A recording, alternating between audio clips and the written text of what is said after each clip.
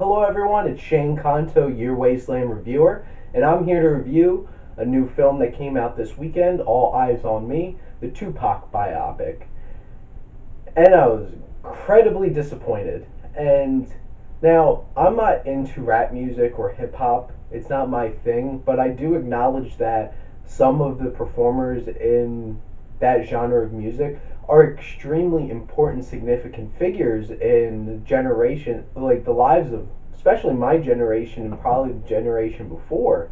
And it has such impact, and Tupac was such a big figure and did so much for a lot of people. People still love his music and listen to his music, and I just felt like this film was a humongous letdown of his memory and trying to tell his story. And I blame a lot of it on Benny Boom, the director, because I trust that name to make a fantastic movie. Sorry. But the storytelling in this film literally feels like I'm just going to go in, cherry pick super interesting parts in this man's life and loosely tie them together and have no flow, have no build, and some of these are completely pointless and probably should have been left out of this 2 hour and 20-minute movie. God, this was long. It felt so long. And I literally watched Return of the King yesterday, extended edition. That didn't even feel as long. It was 4 hours and 10 minutes. Now, they have a framing device for literally 2/3 of the movie where Tupac's in jail and telling his story to this reporter. And then it gets out of jail, and the whole last third of the movie is just more choppy storytelling. And it's just like, why? Why even commit to that if you're not going to use that as the whole device to the film? I had my problems with the film Jackie that came out last year, but they kept to that's how this film was going to be told. And I admired it for that, and it gave it an interesting spin. This tried to do two different things, and they didn't melt together very well. The pacing, terrible. I was thinking, like, when's this movie going to end? And you never want to say that watching a film. The only thing that kept this film from not being a complete train wreck for me was that some of the scenes were very watchable. And the worst backhanded comment I can give about a movie is that, like, it didn't make me want to get up and leave. And the tone of this film felt so all over the place and wasn't consistent. And there's moments where, and between how choppy the scenes are, there's such crazy tonal shifts. And it's very jarring and not well put together. And to be perfectly honest, I didn't give a crap about, like, any of these characters. So it's like, why even bother? I should be caring about Tupac, but do I? In terms of not the actual person, but the character in this movie, it's like, not so much. And one of the biggest issues that you spend so much time away from certain characters and they just pop back in and you're expected to be like, oh, I missed you. Like Jada Pinkett, now Smith, is a character in this film because apparently they were close friends and whatever, and she gets used with, oh my god. And I'll get to this in talking about the writing, but it's not very well done. And it just like pops up an hour later. It's like, where have you been? Now I'm supposed to care again? The cinematography by Peter Menzies Jr., there's some inspired moments of camera work in this. And there's some cool scenes, cool tracking shots. Unfortunately, the best use of camera in this whole film was wasted on a booty shot, which didn't fit for the characters in the film because nobody else saw that shot but the audience. And kind of bothered me because it's like, that's just gratuitous. Like, I'm going to show a large butt for you to enjoy for like 30 seconds, tracking through a room as she's touching other women, and then nobody else, no character saw that, so it wasn't like we're getting their reaction of that shot. That was just for us. And I'm like, why'd you waste the best camera work on this scene?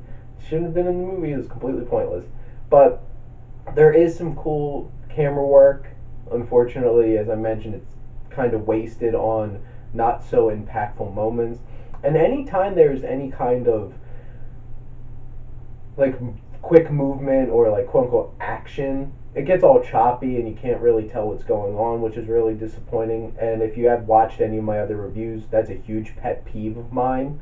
In terms of the three people that wrote the script, so it's officially by committee, and the story is super interesting. The story of Tupac is super interesting, and he is such an impactful figure, and he's an interesting character, but something doesn't click. Something doesn't click with the story and how it's told, and with this character, and the story is a watchable story, and interesting enough because what happens on surface level, but doesn't really hit the emotional impact that it really needs to make this not just a passable, serviceable, just sit down if I have 2 hours and 20 minutes and just want to sit and watch something. Kind of interesting. And so many of the scenes in this film feel so staged. Like ripped out of a movie. And I'm just like, this doesn't feel natural at all.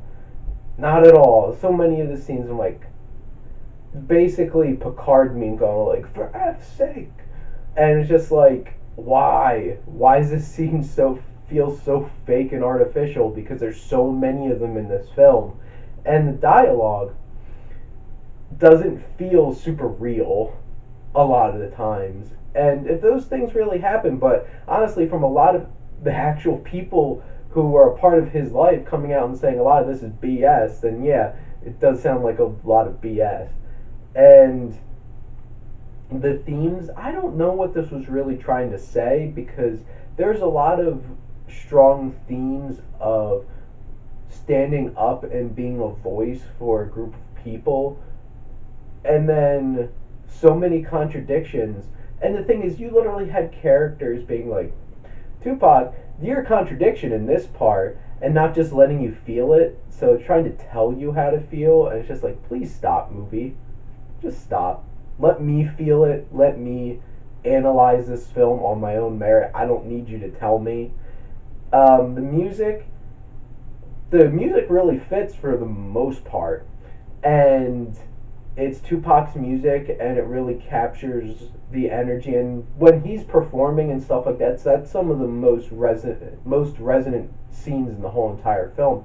There is a few moments of really bad use of music where one scene feels like it's ripped out of softcore porn, because of the obnoxious choice of music and the way it's shot and how obnoxious it is. I'm just like, well, and if it wasn't there to set up a crucial moment in his life, that scene should have been completely cut. Should have been reshot because it felt ridiculous and silly, but whatever. And in terms of the acting, Demetrius Shipp Jr. overall does a fantastic job being an interesting character on screen. It feels like he's overacting a bit, taking some mannerisms and really going with it. Honestly, I thought he was going to get whiplash in one scene, because he was literally nodding his head back and forth for like 3 minutes straight. I'm like, oh, my head hurts. And it's like, I understand, like, those are actual mannerisms, but it's like, I felt like it went to unnatural points where people were just going way too far with it. And I believe he's a newer actor, and honestly, I think he did a fine job. And Denai Guerrera, who plays his mother, she was very impactful and emotionally resonant at parts, and she also did some overacting. But overall, they were impactful, which is a good thing, because a lot of the other performances were... And to be perfectly honest, I am not super well connected to a lot of these actual figures in this film, and like Biggie Smalls is in it, and I felt like they got the guy just like walk around, mumble a little bit, and show no emotion at all, because that's basically what he did. And I'm just like, okay, whatever. And I don't know, so much of this didn't feel like it clicked right, and if it wasn't for the fact that I enjoyed watching a lot of the scenes in this film as just scenes and sequences, this would be getting a big fat F. But it's slightly above that, so I'm going to give All Eyes on Me a D.